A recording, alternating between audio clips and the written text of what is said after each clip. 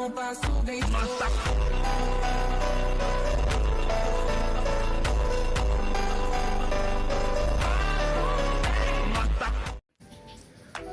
දවසක් වේවා මගේ රත්තරන් යාළුවන් හැමෝටම ගේමක් ගන්න මගේ රත්තරන් යාළුවෝ හැමෝටම වෙහි සුලි කුණාටු මොනවාවත් සියඩයිරිස් කයිවා ව්ලොග් එක 11 වෙනි දවසට ඔන්න ආවා ඔයගොල්ලන් ගාවට.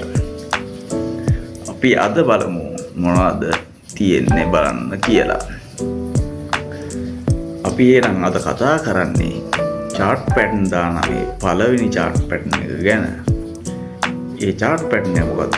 M chart pattern එක. එහෙනම් බලමු මොනවද මේ M chart pattern එක කියන්නේ කියලා.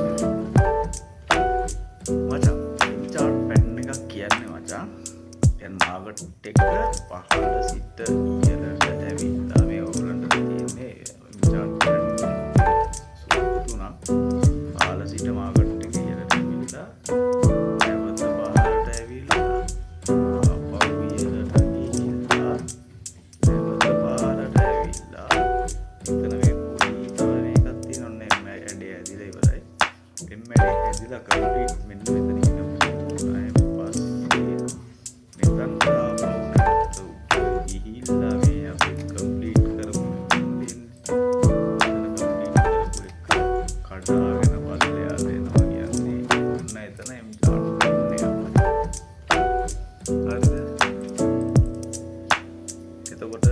chart pattern එක කියන්නේ ඒක.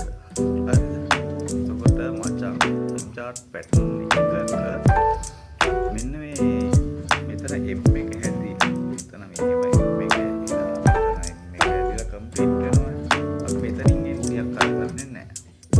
මෙතනින් එන්ට්‍රියක් ගන්න නැතුව මෙතනට වීම උඩට ගිහිල්ලා ආපහු අර මෙතන කම්ප්ලීට් වෙච්ච තැනදී ඒක පල්ලෙහාට මෙන්න මෙතන පල්ලෙහාට ගෙනත් තමයි එතන තමයි අපි එන්ට්‍රි ගන්න පොයින්ට් එක.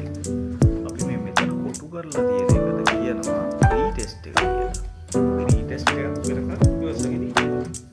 මොකද මේ ට්‍රේඩින් කියන්නේ අදිසියට ගන්න දෙයක් නෙවෙයි. හරි? ට්‍රේඩින් කියන්නේ ඉවසීම දිනනවා. ඉවසීම නැත්නම් ඒ වගේ ලිම්මා තියෙන සංදේශ දාලා උත්තර ගන්න තමයි නේ. ඒක ඊට පස්සේ වෙලා කියවන්නේ අන්නේ වල තමයි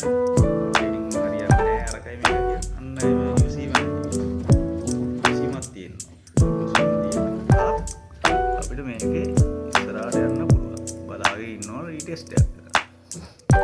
හරි. ඊට පස්සේ මම මෙතන දාලා තියෙනවා. මේ තමයි ෂෝට් එන්ට්‍රි එකක් ගන්න පුළුවන්. අපි ෆියුචර්ස් වලදී කතා කරා. ෂෝට් එන්ට්‍රි එකක් ගන්න තමයි උත්තර රීටෙස්ට් එකක් වෙනකම් බලාගෙන. හරි. ඔය රීටෙස්ට් එක තමයි කොටුවක් විදිහට කරනවා. ඒතකොට ඔයගොල්ලන්ට මේ M chart pattern මෙන්න මේ විදිහට තුන් ආකාරයට එන්න පුළුවන්. කොහොමරි මේ කම්ප්ලීට් වෙන තැන තමයි මේ ටෙස්ට් එක ඇවිල්ලා එන්ට්‍රිය ගත්ත යුත්තේ. හරි. එතකොට මේක අපි කියනවා රිවර්සල් chart pattern එක කියලා. මොකද මේක පොලිස් මාකට් එක මෙහෙම ඉහළ යනවා මචං. ඊට පස්සේ අන්තිමට මේක අප් වෙලා මාකට් එක මේක අප් මාකට් එක මේක අන්තිමට ඩවුන් වෙලා තමයි ඉවර වෙන්නේ. හරි. ඩවුන් වෙලා ඉවර වෙන ඉඳන් තමයි මේකට රිවර්සල් chart pattern එක කියලා කියන්නේ. එහෙනම් මගේ රත්තරන් යාළුවෝ හැමෝටම හෙට දවසේ යමු වෙන බලාපොරොත්තු වෙන්න.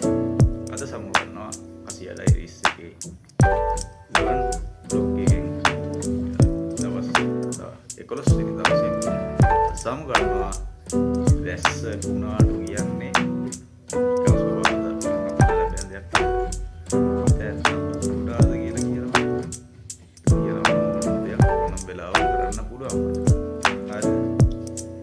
කෙලින් යන්න පුළුවන් මොනවද තවත් පාරක් තියෙන්න පුළුවන් ඔකට යන්න කෙලින් යන තැන මොකක් හරි ගලක් ඉර වෙලා තියෙනවා තවත් පාරක් යන්න පුළුවන් එතනට යන්න ඒක නිසා කවදාකවත් අරින්න බෑ කෙලින් මෙහෙම යන්න බෑ කියලා තන ගලක් තියෙනවා කියලා ඔතෙන් යන්නම දන් ගන්න අර තව බලන්න ඕන පාරවල් වලින් යන්න යන්න පුළුවන් උඩින් යන්න පුළුවන් එහෙම අපේ ගොඩක් අයගේ තියෙන්නේ කෙලින් යන්න බැරි නම්